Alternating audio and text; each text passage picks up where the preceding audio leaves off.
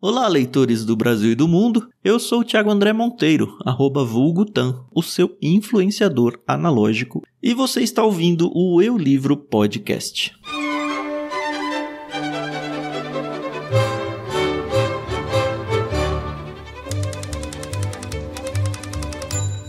Mas qual que é a ideia do Eu Livro? Basicamente é conversar com vocês. Às vezes eu vou falar sobre algum livro que eu já li, às vezes eu vou falar sobre algum livro que eu tô lendo, ou sei lá, que eu conheci, vi numa livraria, ou tô empolgado para ler. Às vezes eu vou ler uns trechos, narrar uns contos. Aliás, tem 2 episódios já no Eu Livro com essa ideia. Se você assinou o feed do Eu Livro, você tá vendo que esse episódio é o 3º já. Então tem 2 anteriores com monólogos mesmo, onde eu faço a leitura de 2 contos. São episódios curtinhos, acho que vale bastante a pena você investir aí um tempo. Cara, os 2 contos são sensacionais, sério, vai na minha, você vai gostar bastante. Falando de formato, não tem exatamente um formato fixo. Aliás, eu não sei nem se vai ter uma periodicidade fixa. A gente meio que vai descobrir isso junto com vocês e junto da agenda que eu já tenho que cumprir nas minhas outras atividades. Óbvio que eu não quero deixar um episódio daqui 3 meses, sabe? Acho que não faz sentido ter um podcast assim. Mas a princípio não vamos ter nada fixo, tá? Nem tamanho, nem periodicidade, nem nada. Então de repente você vai estar lá num belo dia e vai aparecer: ó, que legal, saiu um episódio novo aí do Eu Livro. O tempo vai dizer pra gente se a necessidade vai fazer com que a coisa aconteça com alguma frequência fixa. Vamos ver como é que a coisa vai acontecer. Falando dos formatos, né? Eu falei que não vai ter um formato fixo, às vezes vai ser um monólogo, às vezes eu vou trazer um convidado para conversar comigo. No caso do episódio de hoje, por exemplo, eu combinei com um amigo da gente ler cada um no seu tempo um livro e terminada a leitura a gente se juntou para gravar e foi muito custoso, espero que vocês realmente gostem disso. Mas a ideia geral é que a gente interaja bastante, eu com vocês ouvintes. E onde a gente vai fazer isso? Começando lá pelo Telegram.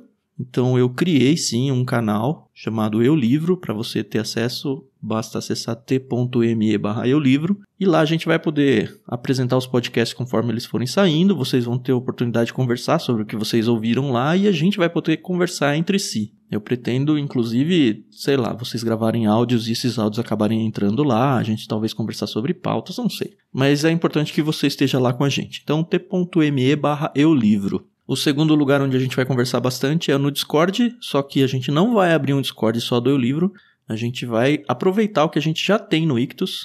Então, se você já está no Discord do Ictus, você já faz parte do Eu Livro, mas a minha ideia é que eu organize sim as leituras coletivas do que eu vou trazer para o Eu Livro lá no Discord do Ictus. Para fazer parte é só acessar bit.ly/leitura coletiva. E aí a coisa vai funcionar junto lá, isso é mais uma amostra para vocês de que, apesar de serem projetos distintos, a parceria entre Ictus e Eu Livro é muito forte.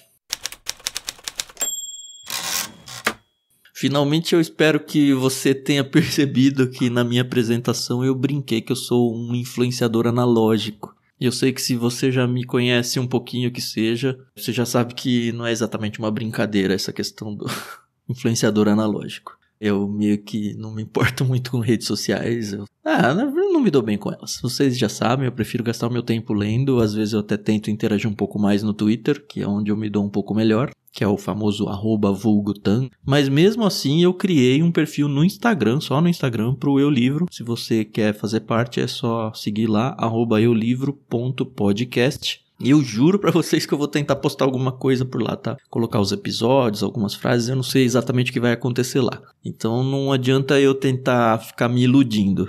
Por que eu tô falando tudo isso pra vocês? Porque já que eu sou um influenciador analógico, se vocês curtiram a ideia do Eu Livro, entendam também que vai depender muito de vocês espalhar essa notícia e indicar o podcast para outras pessoas. Basicamente é isso. Eu não vou, pelo menos inicialmente, me preocupar muito em divulgação. Eu quero produzir esse conteúdo, eu quero que esse conteúdo seja cada vez de maior qualidade e eu vou contar com vocês muito para que vocês façam com que outras pessoas que vocês conhecem ou que vocês interagem, de repente vocês têm aí gosto por redes sociais e conseguem ajudar para que o Eu Livro seja um pouco mais difundido. Então pega o link, manda, faz um corte, manda para alguém, não sei, use à vontade aí, tá bom?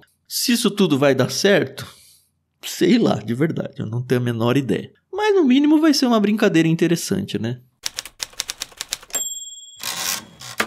E eu acho que eu já falei demais para uma introdução, uma explicação, então sobe a música aí, editor, e dá o play no episódio de hoje, porque ele também tá meio grandinho, mas espero que vocês gostem do livro, gostem do meu amigo Jai Santos, que gravou esse episódio há muito tempo, talvez até mais de um ano comigo, e eu tava em dívida com ele de fazer um episódio editado. Então aproveitem aí o Jai Santos e eu conversando sobre O Fim da Infância de Arthur C. Clarke.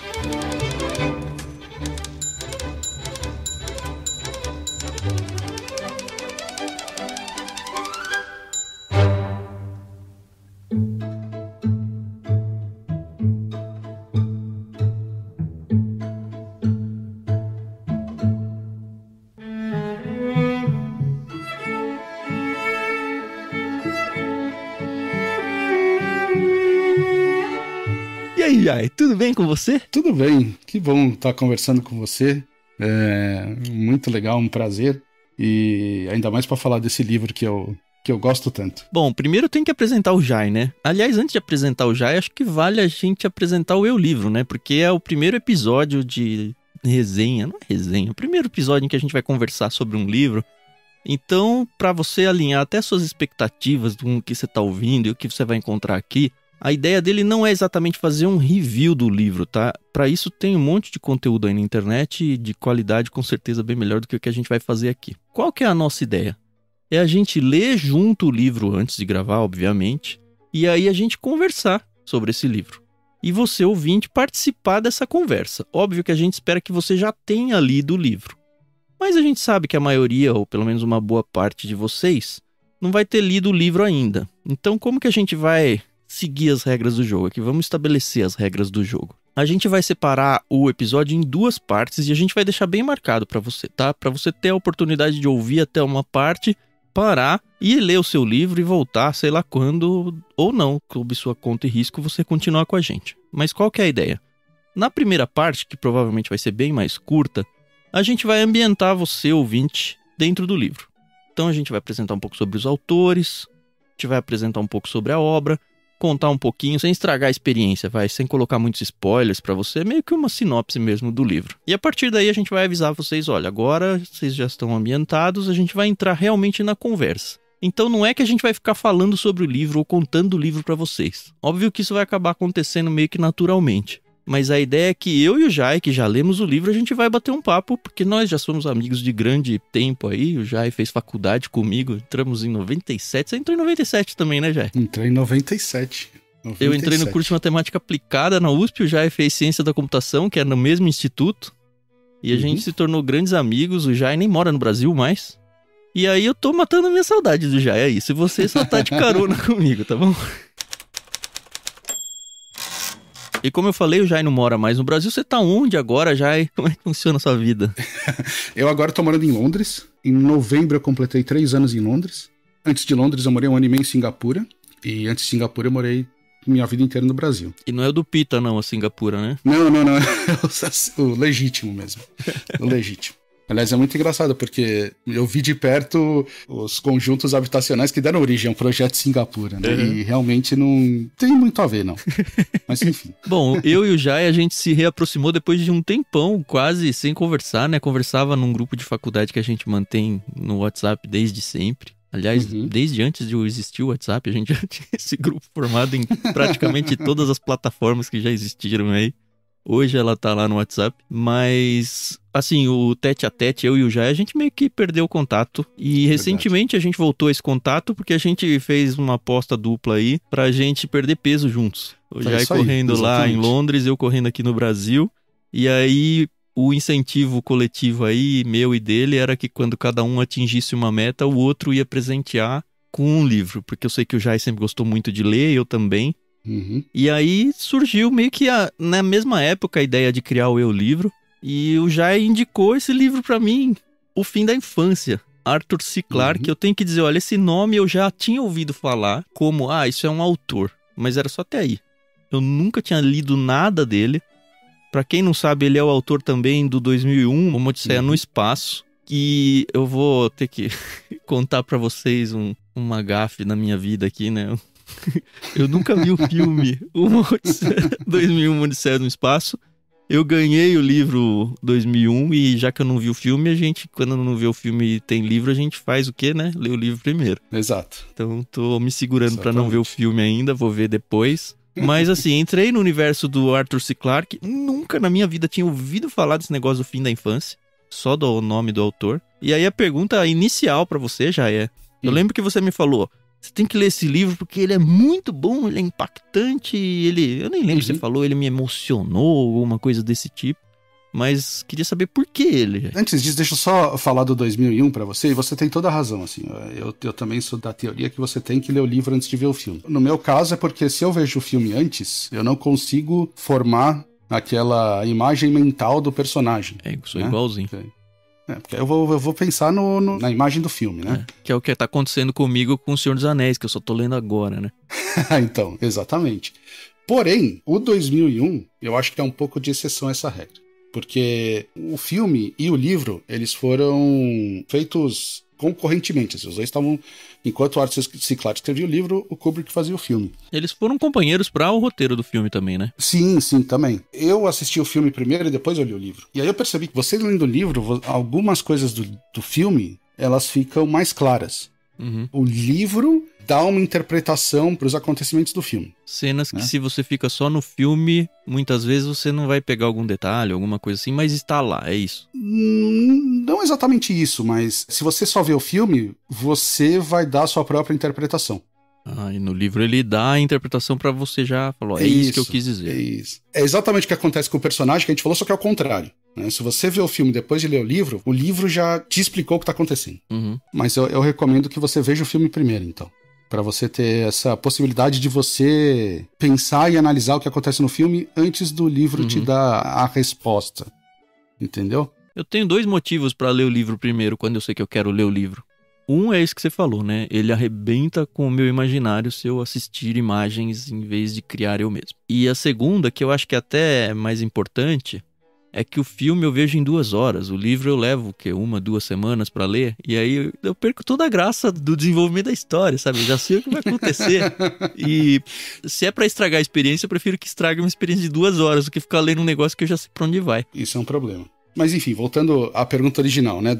Por que eu te recomendei esse livro? Foi por 2 motivos. O primeiro é porque realmente eu acho que ele é um livro de ficção. Ele é bem diferente, digamos, do padrão, né? Da ficção científica. Da literatura de ficção científica. E os outros livros do Arthur C. Clarke são assim também. Eles fogem bastante do que é meio padrão, né? E o outro motivo é porque, uma vez eu não lembro quem que eu ouvi falar que ficção científica nunca é sobre a nave, ou sobre o alienígena, ou sobre o planeta, né? O que se passa no livro de ficção científica é uma alegoria do que ocorre na vida real. Concordo totalmente. O Alien, né? O filme, o Alien, o Oitavo Passageiro. É sobre solidão, é sobre você estar indefeso num cenário de perigo. E eu acho que o Fim da Infância, ele tem muito disso, ele tem bastante disso. Ele tem várias maneiras de você fazer paralelos entre o que acontece no livro e o que acontece na sua vida. E aí vida, eu digo vida mesmo, desde da sua infância até a idade adulta, né? Eu acho que qualquer livro de ficção bom vai pra esse lado, já. No sentido de que eu acho que o autor, ele sempre tem uma pauta por trás. Óbvio que assim, se você quer ler pelo descanso, pelo entretenimento, você consegue ficar só naquela camada de cima, só na casca do bolo. Mas, principalmente quando você vai estudar um pouco da vida do autor, por exemplo, acho que a gente podia até falar um pouquinho sobre o Arthur, ou sobre o contexto de vida que ele viveu, países, épocas, esse tipo de coisa.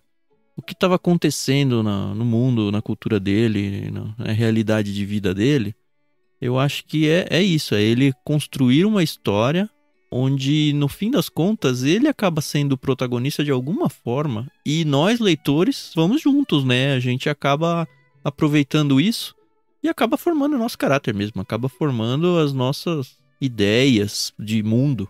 Você tira do livro o quanto você investe nele, né? E como você disse, você pode ler o livro de maneira superficial e não tem problema nenhum. Você aproveita esse conteúdo da maneira que você melhor entender, né? E também eu tive a ideia de sugerir esse livro porque, mais ou menos na época que a gente estava conversando a respeito disso, eu tinha visto, e assim, por acidente, entre aspas, né? Não era nada temático, mas eu vi 2 filmes que têm mais ou menos a mesma temática do livro. Um deles chama Aniara e o outro chama Melancholia. Eu não conheço nenhum. O Aniara é um filme sueco de ficção científica espetacular. Uhum.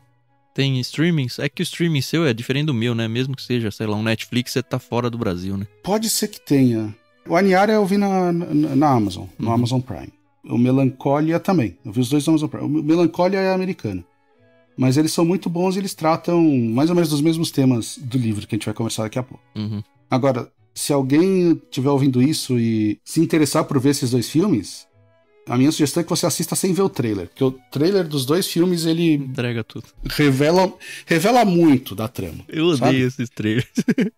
Então, os trailers são mal feitos, assim. Então, eu assisti os 2 filmes depois de ver o trailer e fiquei com esse gostinho de... eu preferia não ter visto, mas assistam, os 2 são muito bons. Eu boto até o link depois no canal do Telegram pro pessoal poder encontrar os filmes. Aliás, a falar no Telegram, né, a gente nem falou. Vocês que estão ouvindo aí podem estender a experiência do podcast. A gente tem um canal lá no Telegram, onde você tem a oportunidade, inclusive, de conversar por lá também, tá? Não é só um canal de via única. Para participar, óbvio, você tem que ter o aplicativo instalado, né? Acesse t.me/eulivro. E por lá a gente vai, óbvio, divulgar os episódios, mas principalmente a gente quer justamente conversar com vocês que estão lendo o livro junto com a gente. Na verdade, a gente já leu, né? Mas a ideia é que você vá lendo o seu livro e vá conversando tanto com a gente quanto com outros ouvintes e outros seguidores lá no Telegram, para a experiência de leitura ficar mais legal. Acho que vale falar um pouquinho sobre o Sr. Arthur C. Clarke antes da gente falar do livro, já. Óbvio que a gente vai sempre pro default, né? Wikipedia, apesar de que eu também acabei lendo um outro site de biografias. Mas ele é um autor que nasceu em 1917 na Inglaterra, ele viveu muito da sua vida no Sri Lanka. Ele morreu há pouco tempo, em 2008, com 90 anos. E muito legal da vida dele é que, e ele vai falar um pouquinho disso no livro, né? Ele viveu a época antes do homem ir para a Lua. Então, a própria experiência de leitura dele, o homem não tinha ido para a Lua ainda. E ele fala que ele teve que reescrever o começo do livro, considerando que o homem foi à Lua, né? Porque ele falou, eu nunca ia imaginar que poucos anos depois desse livro o homem ia chegar para a Lua. No entanto, ele era não só escritor, mas ele era um inventor também. E as invenções dele passaram tanto pela parte da astronomia, ele teve muito a ver, por exemplo, com satélites e telescópios. E depois, assim, na segunda parte da vida dele, ele se aventurou em explorações submarinas. Eu tava até brincando com o Jay aqui em off, que ele é uma personificação do que os personagens do Júlio Verne fizeram ao longo dos livros, né? Muito legal. Parece tão longe da nossa realidade. Não sei da sua, né, Jay? Porque você ganhou o mundo aí, eu ainda continuo preso aqui no Brasil. Mas eu não fiz exploração submarina. Ainda não, né? Eu mal plantei uma árvore, tive um filho e escrevi um livro, né? Esse cara aí foi pro espaço e foi pro centro da Terra, né? Pra fundo do mar. Bom, e aí tem, assim, informações sobre o autor você vai achar bastante aí na internet. Coisas que eu acho que é importante pra obra, tá? Ele era ateu, e eu acho que ele brinca um pouco, ele agride um pouquinho a questão do cristianismo. Mas eu, como cristão também, eu aproveito muito bem isso. Eu gosto de ser instigado nesses pontos aí. Ele, apesar de casado com uma mulher, ele era homossexual. Teve no fim da vida dele uma questão lá se ele era ou não pedófilo, sabe? Umas coisas bem esquisitas.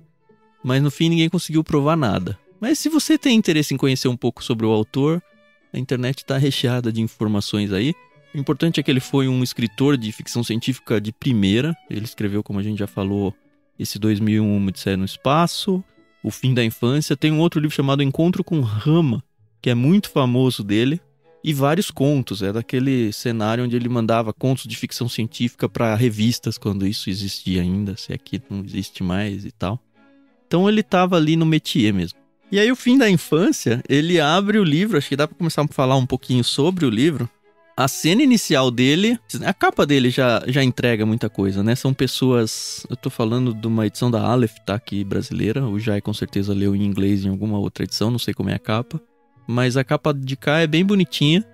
São pessoas numa grande metrópole e de repente aparece um mega disco voador em cima da cidade. É essa a capa.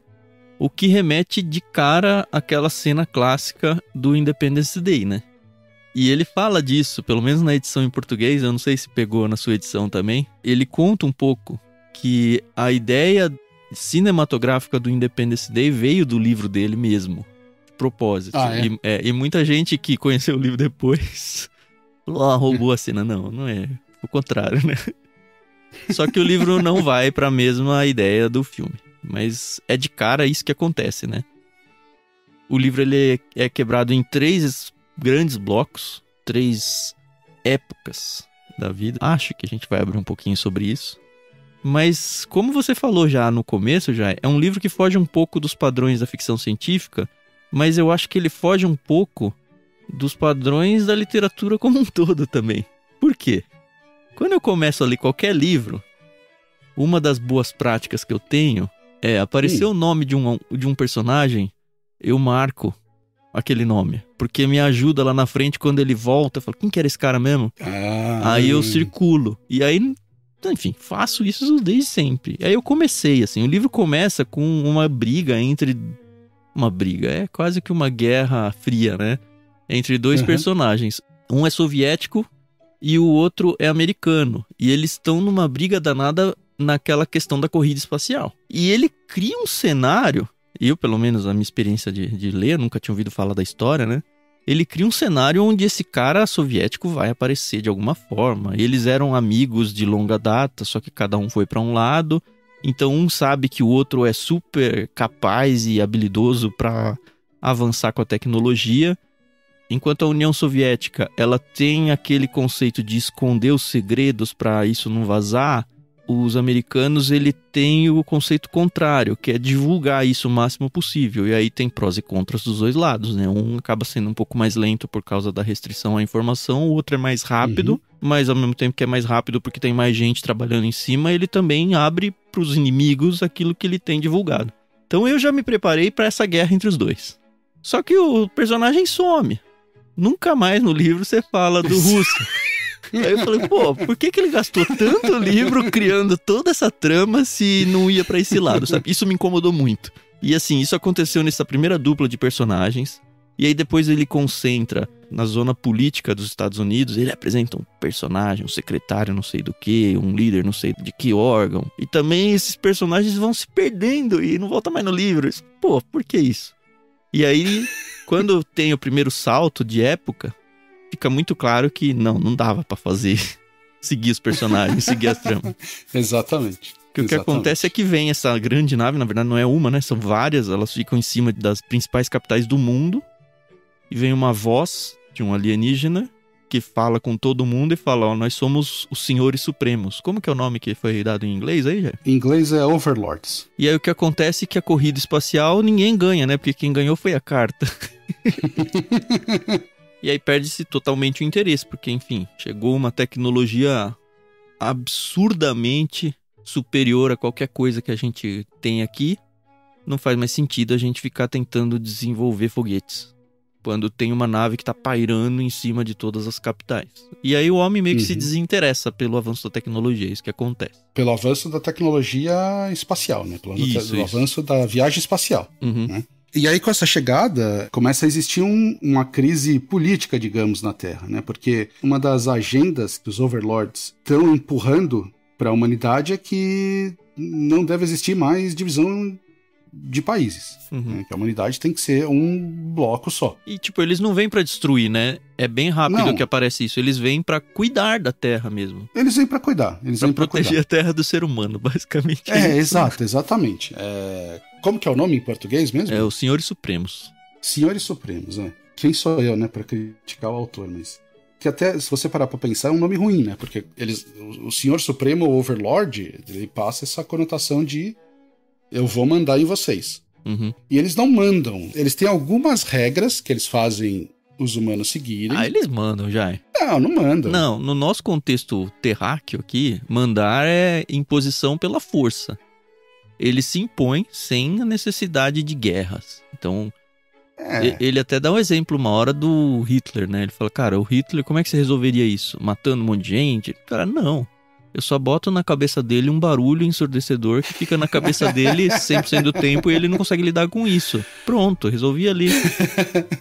Não, mas eu tô enganado ou eles deixam os humanos cuidarem de tudo.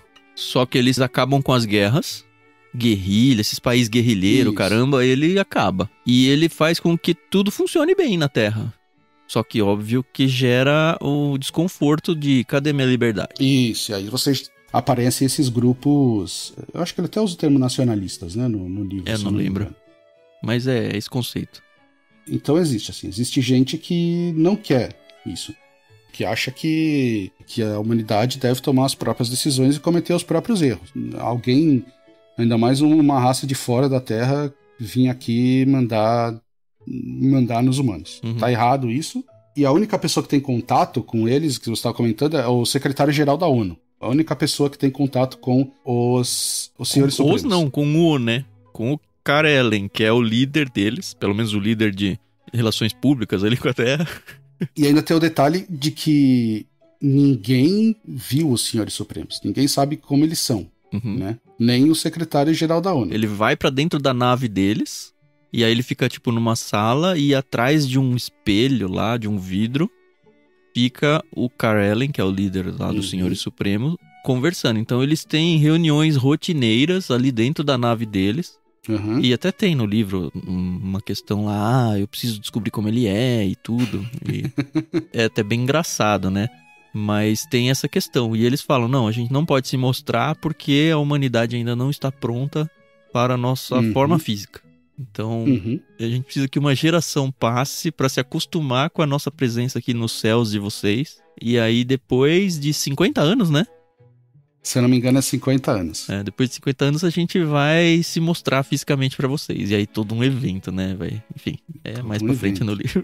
Mas é isso. O ser humano sabe muito bem contra quem tá lutando, né? Eles tentam algum tipo de ataque à nave, mas não acontece nada. Eles mal têm desenvolvido os foguetes, né? Então nem tem muito o que fazer. Exatamente. E aí isso é só a primeira parte do livro, né? E aí você tem saltos de gerações para a continuação da história. Né? São dois grandes saltos, né? 3 grandes blocos com 2 saltos intermediários aí. E eu acho que se você não leu o livro, tá bom até aqui, né? Acho que a partir... Eu já ia falar o nome porque o livro é dividido em 3 partes, né? E aí tem um mas isso pode falar, o índice, né? Pode falar o nome. A última informação que a gente vai dar são os nomes, né?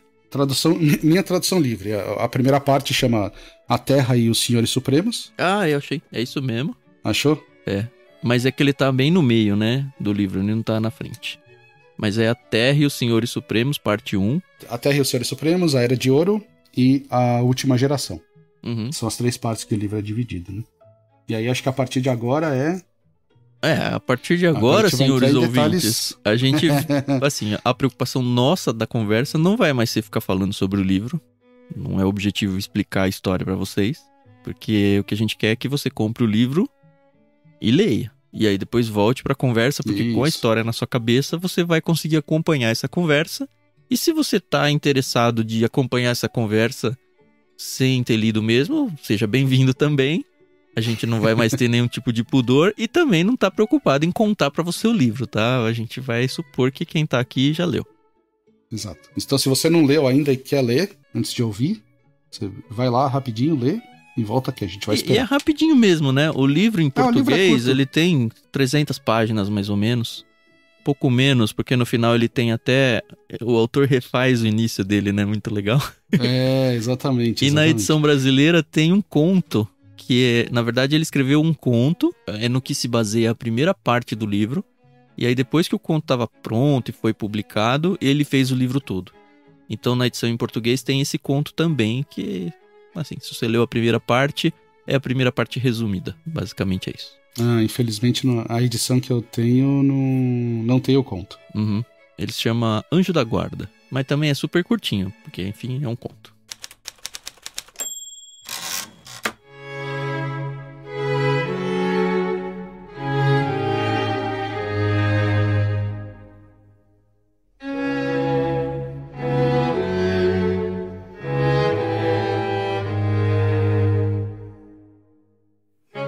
beleza. Se você ficou com a gente... Exato. Você terminou de ler o livro, bem-vindo de volta. Isso aí. E aí chega o momento, 50 anos depois, chega o momento que o Kal-El em si apresenta para a humanidade. Uhum. Os Senhores Supremos, eles são bem grandes, né? Eles são bem mais altos que os humanos. Uhum. Acho que, se não me engano, o livro ele fala que eles têm 6 metros. É, legal. Depois vai ter até um personagem que, tipo, vai visitar a biblioteca de e aí ele tem que ficar andando abaixado na casa, tipo o Gandalf na Toca do Hobbit, assim. Essa é a imagem que me vê. Exato. A pele de couro, né? Uma pele... Uhum. Sem pelos, de couro, né? Preta, sem pelos. É vermelha, já. É vermelha? É, porque assim... A asa que é preta. Então, a asa que é preta. Ele é a personificação do que a humanidade desenhou pro demônio. Então ele tem rabo com seta na ponta, ele tem asas, ele tem chifres, ele é todo vermelho, ele é de couro e ele tem cascos. Exatamente. Aí, putz, a hora que eu li isso aí, eu falei, nossa, agora que vai ser. Mas é interessante que o autor, ele não se apega nisso, né? Tipo, ele não fala, não, exato. É só como é e pronto. É como eles são, né? Exatamente, é como eles são. Aí começa a segunda parte do livro. A Era de Ouro, né? A Era de Ouro, né? Que a humanidade já é adaptada a essa nova realidade. Uhum. E aí a gente começa a acompanhar um casal, né? A história de um casal. E que parece que é outro livro, né? Não, exatamente, é outro livro. É. Ele mudou uma geração, né? Muito pra frente. Ele é 50 anos depois que eles falaram que a gente vai se apresentar só depois de 50 anos, então passou 50 anos. Passou e aí 50 anos, exatamente. A apoteose aí, onde eles descem da nave. E aí é legal que a gente descobre que não eram todas as naves, né? Só tinha uma, o resto era tipo um holograma, sei lá. É, isso, é verdade. Tem essa história também. Que era uma nave só. E aí você tem essa segunda parte com esse casal, e o casal vai pra uma festa, e na festa eles conhecem um dos Senhores Supremos. E assim, a humanidade ela tá toda evoluída, né? Aparentemente eles pegaram até algum tipo de tecnologia deles, porque já tem carros voadores. Esse tipo de os coisa. Senhores Supremos compartilharam muito da tecnologia deles. Várias da tecnologia deles, exatamente. E quando eles encontram esse Senhor Supremo, ele tá na festa porque o anfitrião da festa é muito interessado em estudos psíquicos. Ele tem uma super biblioteca disso, né? Ele é meio um ripunga, né, na nossa geração. A impressão que dá é isso. Exato, só que, exatamente. Assim, pensa o mundo, né? Chegou aqui uma tecnologia super superior a que a gente tem. Uhum. A gente sabe que não tá mais sozinho no universo. A tecnologia humana, ela é maculada pro bem aí com a tecnologia alienígena. Uhum. E de repente aparece um personagem com interesses e muita coleção literária de coisas psíquicas que o mundo inteiro, se hoje, sem toda essa tecnologia e ciência tão super desenvolvida, o mundo já meio olha torto pra tudo isso aí, fala como, esse negócio é meio bruxaria, isso aí não tem fundamento científico, isso e aquilo. No contexto que ele desenhou, muito mais, né? Uhum. Só que um dos Senhores Supremos tá interessado nisso. E eles falam, cara, que raios, né? Depois vai ficar claro o motivo, né? Uhum. E um negócio interessante que eu até marquei essa passagem é que ele fala que um dos setores que mais sofreu com essa Era de Ouro, com esse fim de conflitos, com essa paz no mundo e essa evolução toda, foram as artes. Porque não existe mais conflito para servir de inspiração para fazer uma pintura ou uma música ou um filme. Então, uma fonte importante de inspiração secou. E a principal arte que evoluiu nesse período foram os desenhos animados, porque justamente é um meio que tem pouca ou nenhuma limitação para o que pode ser feito. Assim, o ser humano ele já não tem medo dos Senhores Supremos, ele tá lá. Isso. Ele tá, não tem o que fazer. E é um negócio que a gente meio que pulou na primeira parte, porque a gente tava cheio de dedos ainda, já. Mas eu acho que vale a pena a gente, pelo menos, bater papo sobre isso. Uhum. Que uma coisa que eu percebi é que a humanidade, ela ficou aquele início meio reativo, pelo menos um grupo dela. Isso. Ela virou um PT versus Bolsonaro aí, no sentido de que, não, tudo bem, olha, eles estão fazendo bem pra nós. E o outro, não, tudo bem, nada, a gente quer a nossa liberdade. E aí, é interessante porque a impressão que dá é que os Senhores Supremos estão nem aí pra essa discussão. Eles só estão lá e falam, ninguém tem condições de destronar a gente daqui. Isso, exatamente. E a gente não vai tentar reprimir nenhum lado nem o outro. E a questão é que o cenário ele se esfria sozinho ao longo do tempo, décadas vão passando. Eles até tentam num episódio prender o diretor da ONU lá, e aí o Senhor Supremos deixa, aparentemente ele deixa, ele vai numa caverna e tudo. E aí no fim ele é resgatado pelo próprio Senhor Supremos. Sem nenhum esforço. Sem nenhum esforço, assim, é ridículo. E aí meio que fala, acho que a humanidade fala, tá bom, vai, não tem o que fazer, vai. E eu fiquei pensando quando eu tava lendo, cara, será que as brigas que a gente tem hoje, as pautas que se levantam, será que elas iam mesmo se esfriar tão de boa assim se a gente simplesmente não desse bola pra elas? Porque foi isso que aconteceu no livro, sabe? Eu acho que é verdade, eu acho que acaba acontecendo, sabe? É que o espaço de tempo do livro são 50 anos, né? Isso. E você não tem a prerrogativa da guerra, né? Você não pode tentar em conflito armado, nada disso. E é muito desbalanceado, né? O lado que é contra os Senhores Supremos não tem a menor condição de fazer nada, né? Que nem a gente falou. Como formigas num terrário aí contra o ser humano que tá cuidando do terrário. Não adianta se a formiga gosta ou desgosta do dono do terrário, tanto faz.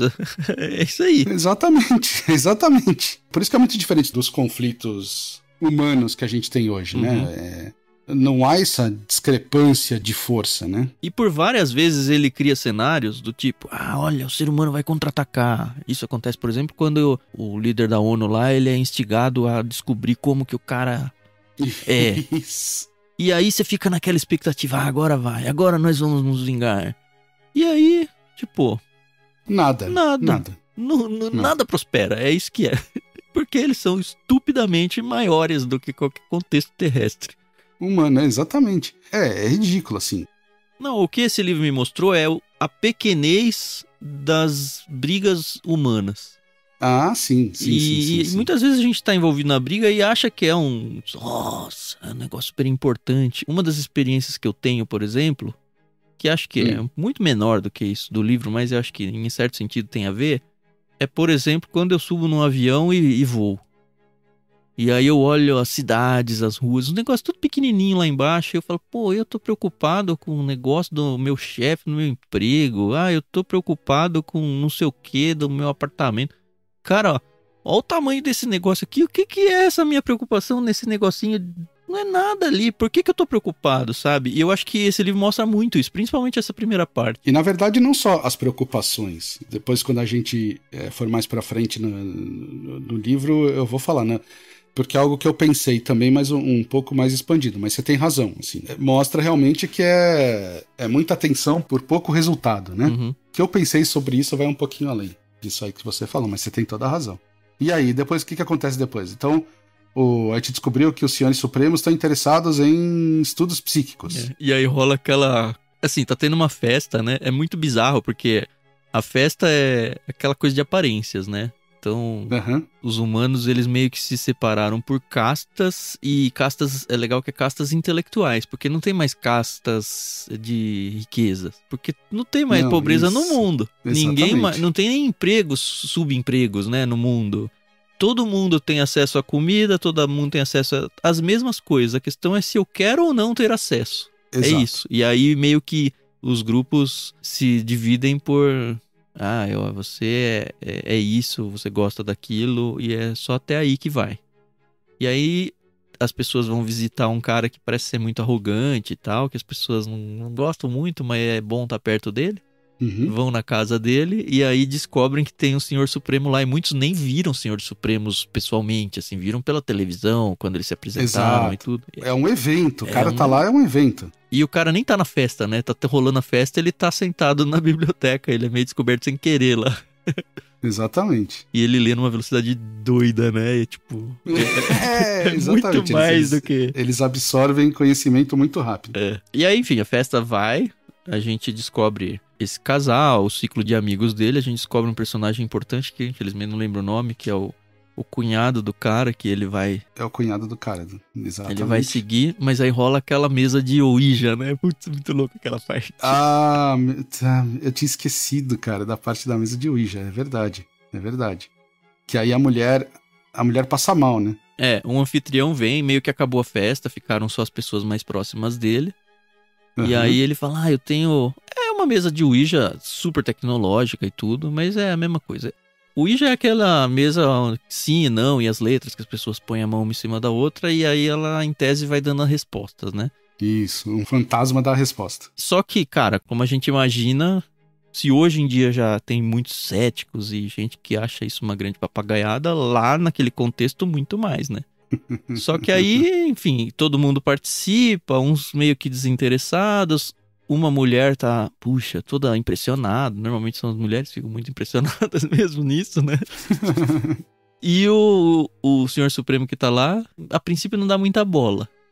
Uhum. Só que aí o cunhado lá, que ele trabalhava com astronomia, ele faz uma pergunta pro Ouija que não faz sentido nenhum, assim. Ninguém saberia a resposta pra fabricar uma resposta ali, né? Ele pergunta qual é a estrela dos Senhores Supremos. Exatamente. Que, assim, era um segredo que os Senhores Supremos não davam pra ninguém, né? Uhum. E aí o Ouija dá um número, dá uma resposta numérica, assim, que ninguém entende nada. Esse cara anota e você já percebe que o Senhor Supremo que tá lá regala os olhos e fala, opa, a coisa acontecendo aqui, né? Nossa, muito louco essa parte, mano. E a mulher do casal passa mal. É, ela passa mal, desmaia, aí socorrem ela e para a brincadeira. Uhum. E aí, a princípio eu não me incomodei muito com esse passar mal, mas a gente vê que é vital pro livro, né? Principalmente pra terceira parte. E aí a história continua. O homem desse casal, ele trabalha com teatro, né? E como o Thiago falou, assim, o conceito de trabalho mudou drasticamente, porque não tem mais escassez de nada no mundo. As pessoas vivem muito bem, todo mundo vive muito bem, então as pessoas fazem o que elas gostam. Inclusive não faz nada, se quiser tá tudo bem também. Exato. Bom, e aí depois da festa, o cunhado do cara, ele vai pesquisar sobre o número lá que saiu lá na Ouija, né? Descobre que é uma estrela. E aí ele faz um plano pra ele se infiltrar numa das naves dos Senhores Supremos. E pra ele poder ir até a estrela que fica a 40 anos-luz da Terra. Uhum. Então ele sabe que, assim, ele vai e ele nunca mais vai ver ninguém, assim, explica um pouco da teoria da relatividade, né? Que o tempo dele vai ser muito diferente do tempo da Terra, que se um dia ele voltar, ele vai voltar 80 anos depois, então todo mundo que ele conhece já vai ter morrido. E pra ele vai ter passado meses. Isso. E é muito legal, porque ele se junta com um cientista que tá preparando uns animais marítimos lá, os gigantes marítimos, os animais abissais, né? Pra ser levado para os Senhores Supremos, pro planeta lá, pra estrela dos Senhores Supremos, e empalhados, meio que pra um museu, assim, muito legal. Isso. E aí eles vão atrás de uma baleia monstruosa, acho que era uma baleia azul e uma lula gigante, né? E a cena era os dois brigando, assim, era a lula brigando com a baleia. Isso. E aí ele constrói dentro da baleia um tabernáculo ali, um casulo, onde o Jean vai dentro, e aí ele vai praticamente hibernando, né? Existe a tecnologia da hibernação humana ali pra ele conseguir ir. Isso. E aí, tipo, ele vai exatamente como... remete essa ideia no livro, né? O cavalo de Troia. Na verdade, ele fala, tem exatamente uma alegoria melhor que o cavalo de Troia, que é a baleia do Jonas da Bíblia. Foi legal. É verdade. É verdade. E aí ele vai pra lá e, de novo, eu lendo, cria aquela expectativa. E agora? O que vai acontecer? Ele vai chegar lá e vai acabar... Você fica o tempo todo pensando em contextos de super-heróis, né? Mas, na verdade, é tão relevante quanto a tentativa de ver o Karellen na primeira parte do livro. Não dá em nada. Aí sim, agora começa a terceira parte. A segunda parte termina com ele indo pra lá, né? E dá certo, ele consegue ir. Ele consegue ir. E aí, na terceira parte, então, como o Thiago falou, a humanidade tá vivendo, assim, com fartura, né? Ninguém passa necessidade de nada, então as pessoas trabalham com o que elas gostam. Uhum. E o homem do casal, ele trabalha com teatro. O casal, agora com 2 filhos, né? Com um menino, tem... sei lá, 5 anos, 6 anos, alguma coisa assim. Não, ele é um pouco mais velho que... ele já anda de bicicleta na rua, tudo, é verdade. Isso, anda de bicicleta. E uma menina, uma bebezinha. Né? E eles se mudam pra uma ilha chamada Nova Atenas. Era um par de ilhas, né? Atenas e Esparta, não era? Ah, isso. Tem a Atenas, que era a grande Esparta. Na real, esse contexto aí é interessante, né? Porque o ser humano, ele viu que não tinha o que fazer contra os Senhores Supremos. Então, o que eles fazem? Eles criam uma microcomunidade dentro do planeta Terra, dentro de uma ilha, de 2 ilhas, na verdade, se conversam por uma ponte. Uhum. E aí eles tentam viver ali como se não existissem senhores supremos. Basicamente é isso. E aí as pessoas, elas são entrevistadas para participar lá, para poder morar, são autorizadas a morar por lá. Então a ideia é que não tenha... É um processo complexo. Nada... É bem legal esse conceito de sociedade, viu? A gente talvez encontre alguns paralelos aí no mundo. Uhum. Mas é super elitista a coisa, né? Eu escolho quem vai ficar aqui, quem pode ficar, quem não pode. E você aqui dentro, uma vez aqui dentro, você também tem poder pra desistir, ir embora de boa, fica tranquilo. Você vai pra lá, recebe a sua casa. E aí eles mudam pra lá, será que vai dar certo? Será que não vai? E basicamente eles vivem a vidinha da Terra em segurança, com toda essa questão de não ter que trabalhar e tudo. Mas fingindo que não existem senhores supremos nem nada. E aí começa a acontecer umas coisas estranhas, né? Até que um dia o menino do casal vai até Esparta, que é a ilha menor, e ele tá lá brincando, nadando com os amigos, né? E de repente vem uma onda e destrói. O mar recolhe. O mar recolhe pra caramba, porque é o que acontece antes de um tsunami. Ele já tá sozinho nessa hora. E aí ele começa a entrar pra dentro do mar, porque, enfim, tudo fica seco, e aí tem, sei lá, umas pedras, uns corais que se ficam expostos e tudo. Aí você fala, agora já era, né? Não tem o que fazer mais, vai morrer. Exatamente. E ele não morre. E aí um pouquinho mais pra frente a gente descobre que ele foi avisado por alguma coisa sobrenatural do lado dele, que falou, ó, corre, sobe ali a montanha que vai dar ruim. E, tipo, ele era uma criança, ele não tinha discernimento, nada disso. E ele é salvo, e aí fica um trecho bom do livro, pensando, o que foi isso? Será que aconteceu? Será que não aconteceu? E aí a gente descobre que os Senhores Supremos têm uma presença na Terra meio que escondida ainda. Porque eles não estão lá visualmente, né? Mas o menino fala que não, alguém falou pra mim. E aí mais pra frente, quando um Senhor Supremo tá conversando com o pai dele, ele fala, foi essa voz que falou comigo. E aí começa também de novo, ter meio que pra mim, o livro inteiro foi uma sensação estranha, sabe? Daquele domínio velado. Um Senhor Supremo vai visitar a ilha. E não vai visitar aquela família, né, que foi salva. E inclusive o pai quer tentar ficar falando com ele e ele meio que dá um perdido no pai e não deixa eles conversarem, porque eles não querem muita informação. Mas ele visita a escola. Porque fica claro que ele tá interessado no moleque que ele salvou, mas ele não pode fazer isso muito publicamente. Isso é mais ou menos uns 100 anos depois que os Senhores Supremos chegaram. Mais ou menos um século que eles estão no mundo, né? Uhum. E aí depois disso, os filhos do casal, o menino e o bebê, eles começam a manifestar poderes psíquicos... Muito louco. X-Men, assim, da coisa, né? Esquisitíssimos, exatamente. Os brinquedos no quarto se mexem sozinhos. Os pais não conseguem segurar e tirar o chocalho, acho que é da mão dela. Isso. E a mãe começa a ficar com medo. Eles não dormem mais, eles não falam mais, eles não fazem mais nada, assim. Eles deixam de ser crianças normais. E aí sim tem a grande revelação dos Senhores Supremos, né? Que é surpreendente, mano. Pra mim foi muito surpreendente.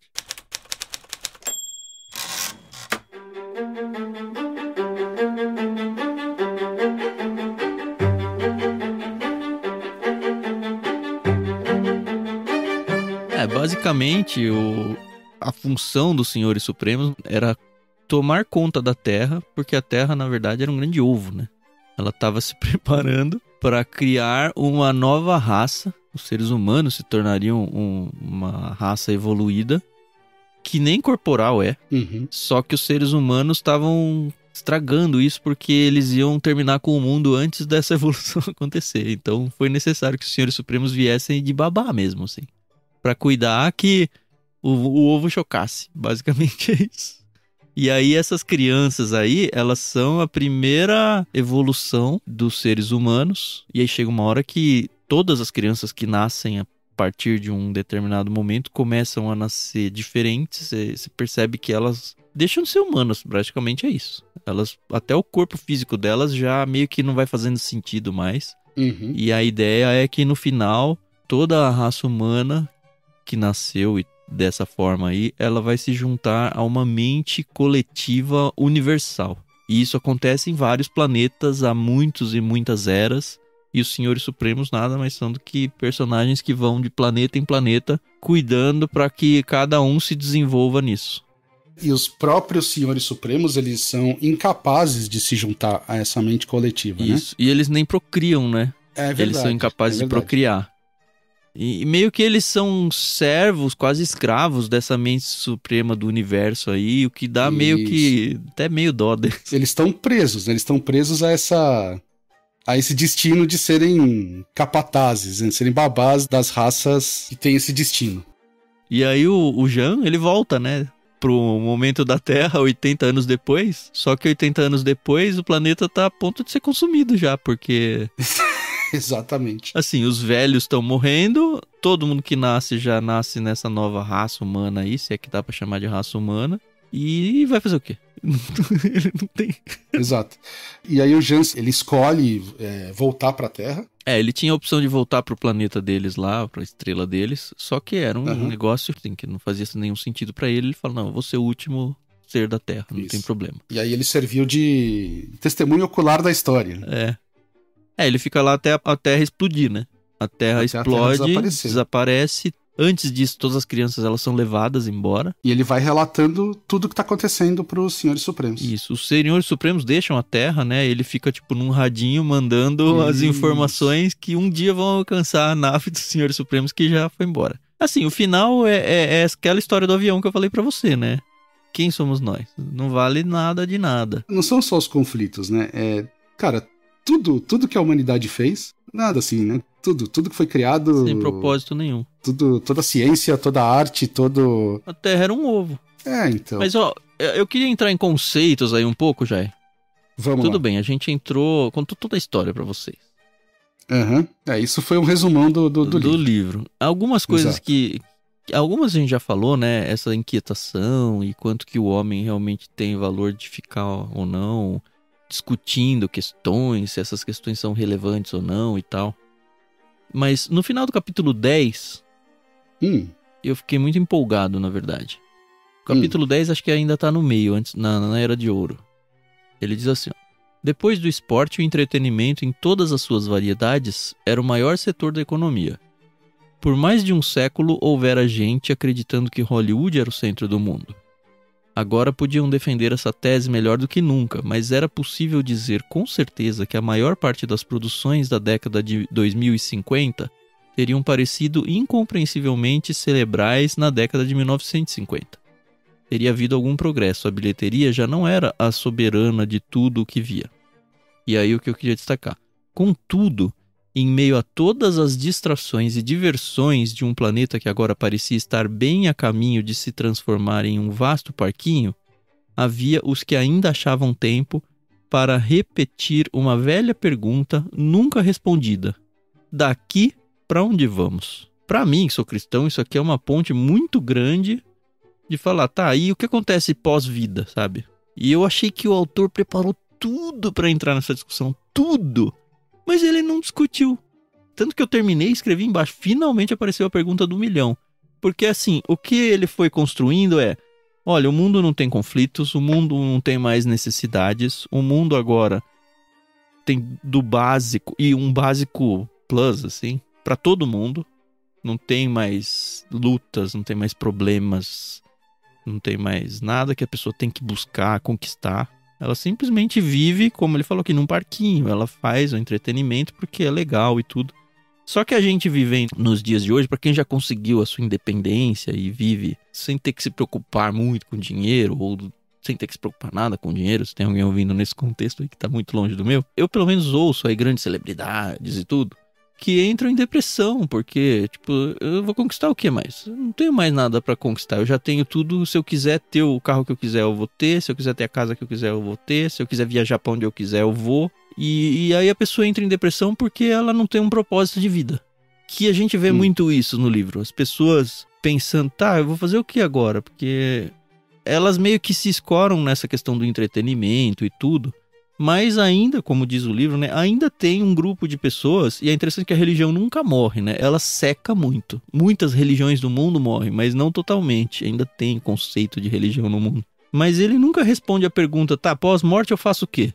E o autor, no fim do capítulo 10, ele fala, ó, a pergunta é essa, daqui pra onde vamos? Eu achei que ele ia pegar esse gancho e ia desenvolver, mas ele não entra nesse assunto. Nesse ponto eu me decepcionei um pouco, sabe? porque ele tinha muito para fazer. No fim das contas, o que acontece? O planeta é destruído, só que as pessoas morrem ao longo dos séculos e morrem junto com o planeta, as que ficaram. Elas não morrem, né? Elas se juntam a essa mentalidade coletiva. As que nasceram, né, depois. Eu tô falando das gerações condenadas. As antes, né? A impressão que eu tive é que o autor, ele colocou o que eu acho que ele, como ateu, devia acreditar mesmo. Que, acabou, não tem nada do lado de lá. E simplesmente acabou. Acabou como matéria, não existe conceito de alma, de nada do tipo. Apesar dele ter dado esse gancho e ter dado toda a pinta de que ele ia desenvolver isso, ele não desenvolve. No entanto, esses novos seres, eles, em certo sentido, eles são um tipo de alma, porque eles não dependem mais do corpo físico, mas eles existem e partem para esse corpo coletivo universal aí. Era o que eu ia falar, que assim, que pelo menos essa última geração tem algum componente extracorpóreo que se juntou aí a essa mente coletiva. Mas como se eles fossem células de algo maior, né? Por exemplo, uma coisa que me apareceu quando eu tava lendo é o conceito dos Eternos, né? O filme aí que lançou da Marvel recente. Basicamente, os heróis lá descobrem... É meio isso o livro. Tem um grupo de heróis que você, ao longo do filme, você descobre que eles vão de planeta em planeta para cuidar de um ser celestial, é um celestial o nome, que ele está sendo gerado dentro do núcleo do planeta. Então, o objetivo deles é garantir que todas as condições necessárias para que ele seja gerado aconteçam, e aí no final ele eclode como se fosse um ovo mesmo, que é o planeta, e todo o planeta é dizimado, porque na verdade era só um ovo onde ele ia sair, esse Eterno ia ser mais um Eterno vagando pelo universo. Aliás, os Eternos são os heróis que protegem isso. E aí tem toda a trama do filme, mas lembra disso. Outra coisa que me lembrou muito é o Guia do Mochileiro das Galáxias. Porque é o restaurante no... Não, então, porque... Não, o primeiro mesmo, porque eles vão para aquele planeta que é o construtor de planetas. E aí você descobre que o planeta Terra, na verdade, é o grande computador que vai responder a pergunta de $1 milhão de dólares lá, lembra? A pergunta do universo, né? E aí o planeta é destruído meio que sem querer, um pouquinho antes dele processar a resposta final, e aí eles têm que criar o planeta tudo de novo para começar a fazer a pergunta tudo de novo. Então é o propósito que ele dá pro planeta. Simplesmente ser uma pecinha, no caso orgânica lá, né? Uma pecinha de algo muito maior, mas não deixa de ser uma célula pro universo. Uma célula para um ser supremo. Cada ser humano se transformou numa célula de um negócio maior. Então eu não tenho mais individualidade, eu não tenho mais independência, não tenho nada disso. Isso. Esse é um detalhe, assim, o indivíduo desaparece, né? Isso. Eu li o livro no Kindle, né? E no Kindle você vai marcando as passagens e depois você pode até pedir para ele mandar para você por e-mail. Então eu fiz isso hoje como lição de casa aqui pra gravação. Tem uma passagem já no final do livro, o Jen, o cunhado, né, que fugiu da Terra, ele tá conversando com um Overlord e o Overlord comenta justamente por que os seres humanos têm essa aversão à maneira como a gente se parece, né, aversão à nossa aparência, né? É porque vocês têm essa memória da nossa aparência e associam ela a uma coisa negativa. Só que essa memória não é do começo dos tempos. Ela é do fim dos tempos. Desse momento que a gente está passando agora, que a humanidade está acabando. Porque vocês descobriram que o tempo não é essa coisa exatamente linear. Então o medo que vocês têm da gente vem de agora, não vem do passado. E essa memória, ele chama aqui de um eco distorcido que reverberou no tempo. Então ele dá essa explicação vaga, né, sobre as pessoas e a humanidade antes do fim, assim, né? Não é exatamente satisfatória para essa crítica que você fez, mas pelo menos tem uma pequena explicação. Mas eu concordo com você. Tem uma outra parte do livro que eu fiquei muito, muito chateado que não foi elaborada. E aí eu fico pensando assim, como eu achei que o livro, ele gasta... Eu nunca tinha reparado isso, eu reparei nessa leitura, que ele gasta tempo, entre aspas, com coisas que não são tão relevantes, e para mim, pelo menos, né? E não entra em detalhe em outras. Então, por exemplo, a parte do sequestro do secretário-geral da ONU é longa, né? Ele vai introduzindo os sequestradores e vai dando detalhes de cada um e fala que eles jogam carta e vai explicando os motivos e bababá e bababá. E tudo para, como a gente falou, para acabar assim num piscar de olhos, né? Quando os senhores supremos decidem, ó, acabou a brincadeira.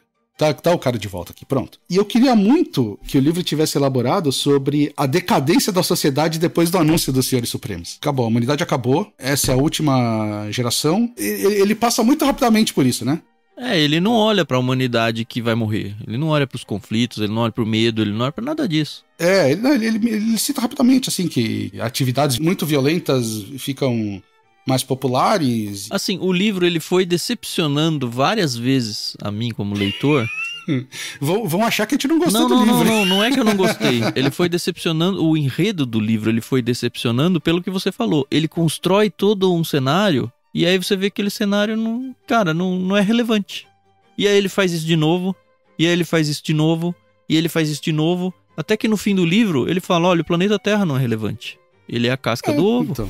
Então, assim, o grande motivo do livro, a grande conclusão que a gente chega é que a vida não tem nenhum propósito, em nenhum contexto. Se você for ver desde o início, ele vem fazendo isso, contando as histórias particulares, e ele não... Assim, ele gera o conflito, ele mostra que, olha, particularmente, assim, pensando individualmente, as pessoas, elas têm sim os seus conflitos. Mas esse conflito é irrelevante pro todo. Mas o propósito... E aí ele vai fazendo isso... Não, o propósito é gerar essa mente coletiva. Mas o propósito da vida na Terra, da individualidade, das nações, das coisas que cada um faz, dos conflitos humanos, não tem nenhum. O objetivo é só permanecer vivo até que esse novo ser surja. E é isso. E você vê que os Senhores Supremos, quando eles deixam o planeta, apesar deles terem... A gente vê isso muito no cinema, né? O grande vilão, ele se tornando, de alguma forma, o grande vilão tendo compaixão, porque ele viu isso. Muitas histórias aí do cinema, a ideia do grande vilão que vem com o propósito de destruir tudo, e aí por causa da compaixão que ele tem ao se envolver com quem ele tinha que destruir, ele muda os seus planos, ele abandona a vilanice da coisa. E a gente não vê isso nos Senhores Supremos, eles são reféns dessa mente superior aí. E quando chega a hora, eles vão embora. Pra não dizer que eles têm compaixão, talvez um pouquinho pelo Jean, que ficou ali. Que fala, ó, você quer voltar com a gente? Você quer ficar aqui? Você pode ficar aqui pra passar as informações pra gente. Mas eles vão embora como, ok, foi mais um de tantos que a gente já fez isso e eu vou agora fazer o próximo, sabe? Então eles não são vilões, eles estão fazendo o trabalho deles. Sim, assim, eu entendo isso. A questão é que não tem propósito, a menos do propósito de continuar existindo como coletivo, o planeta, as individualidades, as nações, nada tem propósito. E essas, como eu falei, a gente vê isso decepcionando ao longo do livro, essas decepções que a gente vem tendo como leitor, é exatamente o autor preparando a gente para essa grande conclusão de que, não tem propósito mesmo. Nada teve desde o início, então conforme-se com isso. Nesse sentido, não é que é decepcionante que é ruim, é porque o propósito dele era falar que é tudo uma grande decepção mesmo, porque não tem propósito. Pra mim é a defesa dele. Não sei se eu tô lendo errado a coisa. É que eu vejo de outra maneira. Eu tenho uma visão mais... Não sei se otimista é o termo certo, mas eu tenho uma visão mais positiva, digamos, né? O propósito era justamente você fazer parte, você se integrar a essa mente coletiva e o próximo passo da evolução humana. Não é nem humana, né? Mas da evolução da vida no universo, talvez. Isso. Mas especificamente dos humanos, que é a vez deles, digamos, né? Isso. E é por isso que chama o fim da infância, né? A infância é a nossa vida hoje. O planeta Terra inteiro é a infância. E isso. Ir pra vida adulta é partir pra uma outra vida. Tem um lado triste do fim da infância, né? De você passar pra vida adulta com obrigações e com tudo de bom e tudo de ruim que a vida adulta traz, né? Mas eu vejo como positivo, assim. Pra mim, é muito mais triste, é muito mais deprimente, digamos, a condição dos Senhores Supremos, que nunca vão sair daquilo que eles estão fazendo, né? Mas imagina que essa fosse a nossa realidade mesmo. Pra que você se casa? Tanto que a poligamia ela é desenvolvida ao longo do livro, né?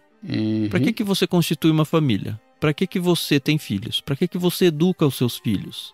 Pra que você é um bom cidadão? Por que você não rouba? Por que você... Qualquer coisa. Por que você trabalha? Pra que você faz o que você faz? Se você for pensar no todo, pra nada. Mas é justamente a parte do livro que tem o colapso da sociedade, que ele passa rapidamente. Uhum. Na Era de Ouro, você faz essas coisas porque você está procurando um engrandecimento pessoal, uma evolução pessoal. Mas não serve pra nada. Mas você não sabe que não serve pra nada. Não, a ignorância nesse caso é realmente uma bênção, com certeza. Então. Mas a questão é que nós vivemos como se existisse um grande propósito. Como a gente se impõe, mesmo que você não seja religioso, você que tá ouvindo, né? Nem necessariamente o Jé. Mas mesmo que qualquer pessoa não seja religiosa, eu de verdade eu cresci dentro da igreja. Então pra mim, eu não sei como é viver sem o conceito de eternidade, sem o conceito de vida após a morte, sabe? Eu não consigo nem imaginar o que é vislumbrar essa realidade. Por que eu viveria hoje se eu sei que morreu, sabe? Eu não sei. E aí eu realmente preciso que as pessoas que não têm essa questão de religiosidade, espiritualidade desenvolvida, respondam isso pra elas mesmas. Eu não sou uma pessoa religiosa. E é uma pergunta que conforme eu vou ficando mais velho, né? É uma pergunta que eu me faço. Eu não tenho uma resposta, né? Agora, por que eu vivo a minha vida do jeito que eu vivo, mesmo não sabendo do que vai acontecer quando eu morrer? Cara, eu posso analisar de duas maneiras. A primeira é, eu ainda tenho que viver comigo mesmo. Então, eu tento fazer o que eu acho correto, o que eu acho certo e evoluir como pessoa, né? Como eu disse. E agora que eu tenho uma filha, educar essa filha e ver ela crescer e ver ela adotar esses valores que eu tento passar para ela, para que quando ela seja adulta, ela também viva uma vida correta, né? Com seus valores, é isso. Exato. E aí você pode ver também de uma maneira puramente biológica. O meu objetivo de viver é a perpetuação da espécie. Você já fez, né? Pode morrer. Que eu já... Entendeu? Assim, não pode porque ela é criança, entendeu? Exato, eu tô fazendo essa pergunta pra você, porque eu tô com 43 agora. Acho que você deve estar por aí. Eu tô com crianças pequenas, eu tenho um de 12 e um de 5 anos. Eu tenho essa perspectiva da eternidade que, num certo sentido, é um paralelo legal com o livro. Sim. Porque, assim, pra mim, eu não vou pra mente coletiva do universo, mas eu tenho vida pós-morte. E eu vou pra algo que é maior, muito maior do que o planeta Terra, a minha vidinha simples daqui. Tudo bem. Então, nesse sentido, eu tenho o lado bom de ir pra mente coletiva. Agora, onde eu queria chegar é assim, ultimamente, sei lá, nos últimos 5, 10 anos, eu tenho colocado na minha cabeça, ou na minha mente, assim, momentos solitários mesmo, o assunto morte, coisa que não acontecia na época da faculdade, assim, eu não pensava, vou morrer, sabe? Agora, e eu acho que isso vai se intensificando cada vez mais conforme a gente ficando mais velho, porque, enfim, fatalmente a gente tá chegando perto da morte, a gente não sabe quando vai ser, pode ser que seja com 80 anos, pode ser que seja com 45, e aí eu estaria muito perto, sabe? Hoje, a minha preocupação é a sua, sabe? Eu tô com crianças pequenas, eu preciso criar elas, eu preciso ensinar moral e ética pra elas, eu preciso fazer com que elas sejam pessoas pensando só humanamente, assim, pessoas boas pro mundo, e no meu caso, passar toda a parte religiosa e tudo, mas não é aí que eu quero chegar. A questão é que o assunto, minha vida vai acabar, tem entrado cada vez mais na minha conversa comigo mesmo, sabe? Na minha mente. E não é um negócio fácil de lidar, assim, na minha cabeça. E eu acho que não é fácil pra ninguém. E o livro, ele vai falar, infelizmente, o que você falou, né? Ele desenvolveu pouco isso no final. Ele tinha um gancho muito bom pra fazer com a humanidade que não ia se converter na mente coletiva, de ver como ia funcionar a mente deles. Principalmente porque ainda foi tirado deles a questão de passar pra próxima geração, porque as crianças foram recolhidas, né? E vão embora, você ficou sem seus filhos também. Morram aí, é isso que eles fizeram. Sim. E é isso, a questão da morte ser um assunto a se pensar tem me conturbado um pouco, e eu acho que esse livro ajudou também um pouco nisso, de pensar que, poxa, a morte, ela pode significar para muita gente simplesmente fim e pronto, acabou, como foi no livro, sabe? Eu entendo. Eu tenho muito a visão positiva dessa última geração. Eu não me apeguei tanto às gerações que vieram antes. Mas é que para elas o ciclo natural da vida foi completado, né? Pra última, não. Pra última foi diferente. Pra última, continua. Continua nesse novo... A última das crianças, você tá dizendo.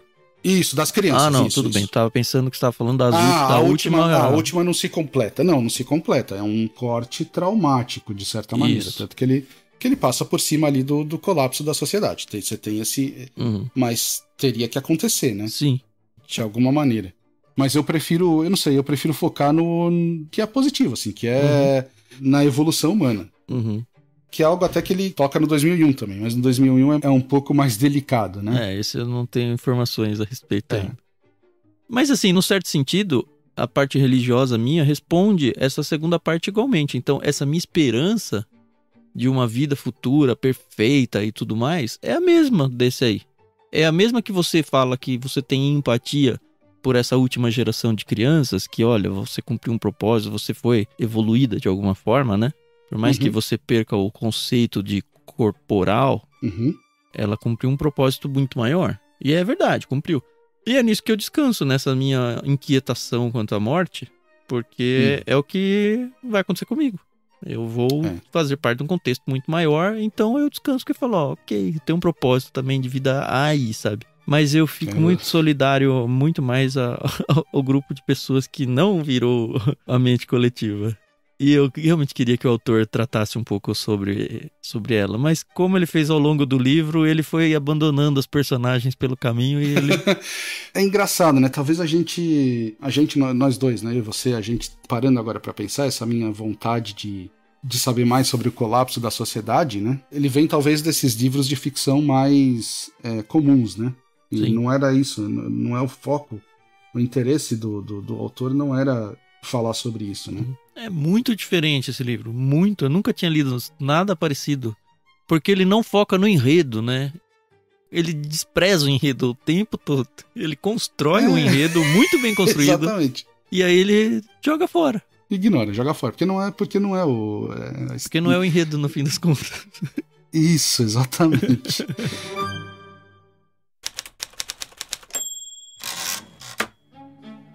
Fico feliz que você gostou. Gostei pra caramba. Assim, uma experiência muito diferente. E eu já li muita coisa. E muita coisa diferente. Mas eu nunca tinha lido isso nesse jeito, assim, sabe?